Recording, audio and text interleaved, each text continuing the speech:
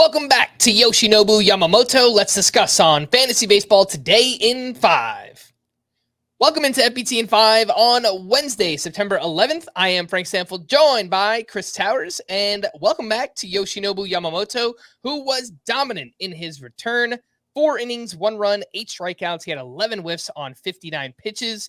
Only got up to 59 pitches overall in this one, but I feel like next time out, maybe he can get up to 70 or 75. And he's in line for 2 starts next week. So I think we're pretty good. I think we're wheels up here on Yamamoto. Yeah, if he wasn't a 2-start pitcher next week, it might be a discussion about whether you're starting him because, yeah, I think 70-ish pitches is probably a reasonable expectation for next week.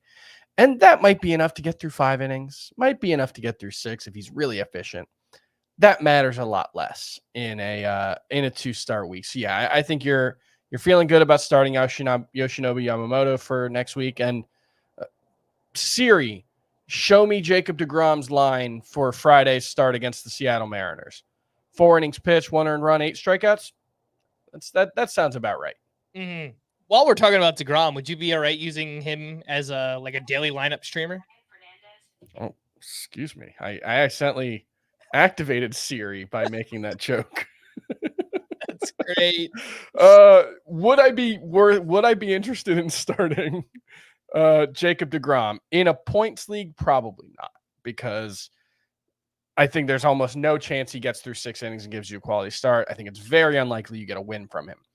In Roto, yeah, I'm probably just starting him across the board because I think there's a legitimate chance he strikes out 10 in 5 innings.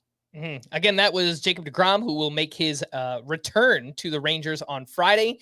And let's move on to a big performance from Tuesday night. Kadir Montero of the Tigers turned in a Maddox. What is that? A 3-hit shutout in less than 100 pitches. 17 whiffs on 96 pitches in this one. He did change up the pitch mix. It also was a tremendous matchup against the Colorado Rockies here, who were on the road. Montero's only 12% rostered, and he's at the Orioles next week. So it's a great performance. Just don't think we're going to add him for fantasy. Yeah, I always hate when this happens. I feel like the best example of this was when Reed Detmers threw a no-hitter a couple years ago, and we came on the podcast and immediately we were just like, it doesn't matter. We don't care. And I think he got sent back to AAA like 3 starts later. But anyway, I hate when we do that. But I'm doing that here. Yeah, this was a great start. Joey Estes also had a complete game shutout earlier in the season. Braxton Garrett had a complete game shutout. These things happen sometimes. They don't necessarily matter for fantasy moving forward. I don't think Montero is entirely without merit. Like his slider and knuckle curve, especially, I think are pretty interesting pitches. He got a bunch of whiffs with them today, and I think there's some talent here. It's just he has not shown enough, even in this start. Only 5 strikeouts against the Rockies on the road. I'm pretty sure I'm just going to ignore this one. Mm-hmm. I do think Montero would line up for the White Sox the final week of the season. So obviously, you could stream anybody against the White Sox. So that could work out. And so keep that in mind for Kadir Montero. Let's wrap up with some waiver wire hitters and 4 outfielders in deeper leagues, probably 5 outfielder leagues. I could see some of these names being available. Parker Meadows, 2 for 3 with 2 walks and his 7th home run. He's hit very well since returning from the IL. Matt Wallner, 2 for 5 with his 12th home run and has hit very well since being recalled from the minors. Tommy Pham, 2 for 5 with his 9th homer, and he has led off and started all 9 games that he has played with the Royals. And Andrew McCutchen hit his 20th home run of the season, quietly having a very big second half. Chris, how would you rank these for Parker Meadows, Matt Wallner, Tommy Pham, and Andrew McCutchen?